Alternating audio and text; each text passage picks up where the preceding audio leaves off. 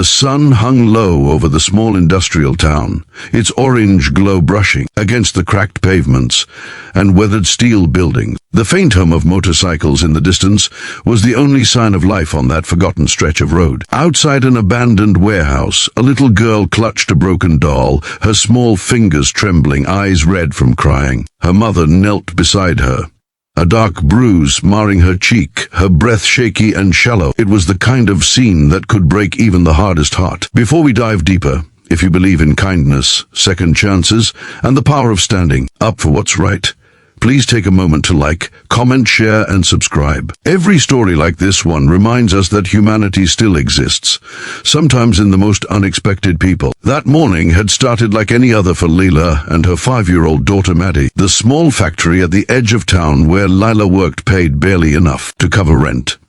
But she showed up every day because she had no choice. Her husband had left 2 years ago, vanishing without a trace after losing his job and sinking into debt. Since then, life had been nothing but survival, one shift after another, one bill after another, and one prayer after another whispered before sleep. The factory, Redline Steelworks, was known for its ruthless supervisors, men who treated their workers like disposable machines. But Leila endured it all for Maddie's sake. On that particular day, she had brought her daughter to the factory because the babysitter cancelled last minute. Maddie sat quietly in a corner with her doll, humming to herself, waiting for her mother's shift to end. Everything seemed normal until the supervisor's son, Derek, a cocky 20-something who strutted around like he owned the place, spotted Maddie. He laughed when he saw the little girl clutching her doll, mocking her torn clothes and dirty shoes. When Leila tried to ignore him, Derek grew louder, calling her names,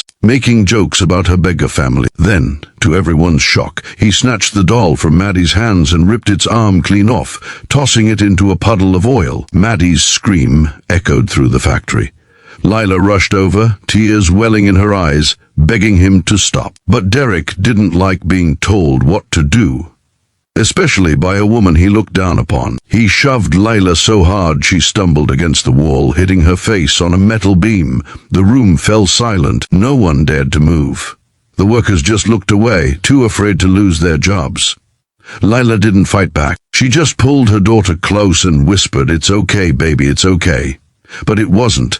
Nothing about it was okay. Maddie kept crying, clutching the broken doll, her little heart breaking at the sight of her mother's bruised face. When they were finally forced out of the factory gates, humiliated and in pain, something changed in the air. That's when the roar of engines broke the silence. From the end of the street, 7 motorcycles appeared, lined up like soldiers of thunder. The sound of their engines rolled through the empty lot, powerful and commanding. The lead rider, a heavily tattooed man with a mohawk and a leather vest bearing the words Hell's Angels RL chapter, pulled up right in front of them. His name was Ryder, and he wasn't someone people messed with. He killed the engine and took off his helmet, his eyes falling on the trembling child and her injured mother.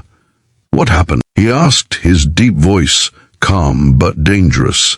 Maddie sniffled, still clutching her doll. Between sobs, she managed to say, "They broke my toy, and they hit my mom." For a moment, Ryder just knelt down so he could look her in the eyes. There was a quiet stillness between them, the kind of silence before a storm. He gently picked up the broken doll, examining it as if it was something sacred. Then he looked back at his crew, who had dismounted and were standing behind him like a wall of leather and steel.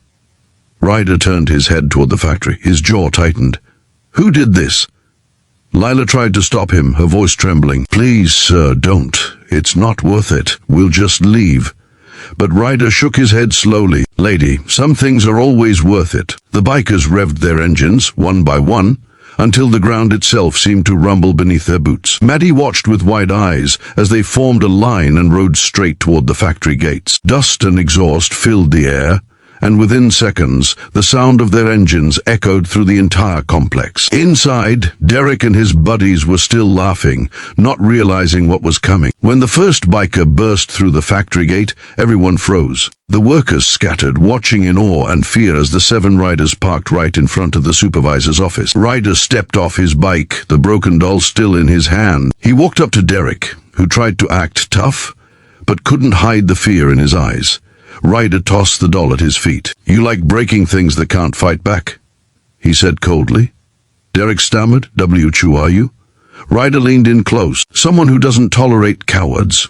No one knew what happened in that office after the doors shut, but when Ryder and his men walked out, Derek's face was pale, and his arrogance was gone. The factory owner, who had rushed in upon hearing the commotion, was handed a resignation letter signed by Derek himself, along with a promise from the bikers that if he ever laid a hand on another worker or their family, they'd come back. That evening, as the sun dipped below the horizon, the bikers returned to where Lila and Maddie were waiting. Ryder knelt again, holding out the same doll, now fixed with a new arm, cleaned and dressed in a tiny leather vest just like his. "She's tougher now," he said softly. Maddie's eyes lit up as she took the doll, hugging it tightly. Lila tried to thank him, but her voice cracked. "I don't know how to repay you." Ryder smiled faintly. "You already did, by teaching your girl to hold on to what matters, even when the world tries to take it." They offered to help her find safer work, and within a week Leela was working at a biker-owned auto shop, earning better pay and surrounded by people who treated her with respect. The Hells Angels had a rough reputation, but in that town people began to see them differently.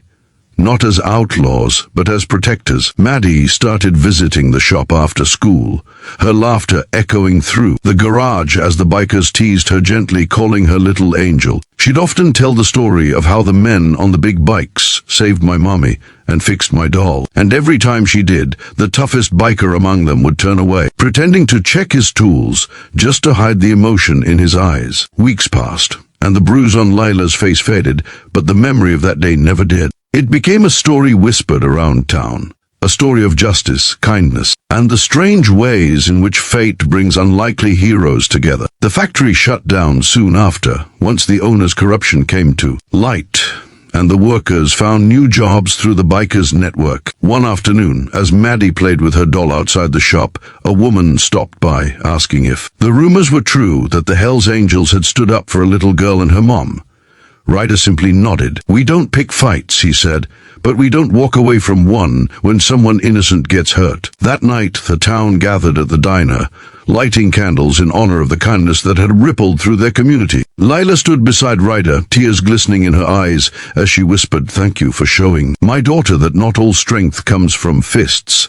Sometimes it comes from heart." Ryder just smiled and looked out at the horizon where the sun melted into gold. "Sometimes," he said, "it takes the broken to protect what's pure," as the engines roared once more. The bikers rode off into the fading light. Maddie waved her tiny hand, her doll clutched tightly against her chest. The same doll that once symbolized pain now stood as a reminder of hope, courage, and redemption. If this story touched your heart, please like, share, and subscribe to help spread more stories that restore faith in humanity. Sometimes the people we least expect are the ones who teach us what compassion truly means. Before you go, tell us in the comments, do you believe in second chances, even for those the world has judged too harshly? Because sometimes the most broken souls carry the biggest hearts and the loudest engines.